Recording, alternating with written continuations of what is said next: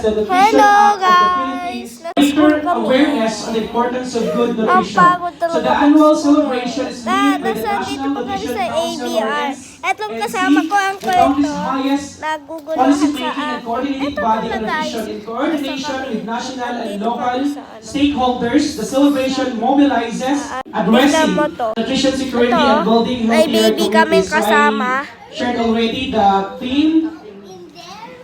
So we have here the SAPAT. Ito talaga eh. S for Nag-aaral food talaga policies, yung friend ko A eh. for amplify public Kasi hindi niya awareness, P tinapos. promote sustainable food systems, and D Talaga, transform mag-voice food reveal system. ako. So Wait the lang, Nutrition ha, Month celebration, mag-check all muna ako different ng, officials, ng nationwide celebration by implementing localized activities that align with the leverage online and other media ang kulit ng platforms, baby ko. including but not limited to the following activities. So we have been watching Nutrition Month yesterday through ceremonies and fundraising programs featuring official team, conducting nutrition education sessions, Kaya kami forums and webinars kasi on healthy magpa-Friday diets, na yun eh. diets and food security.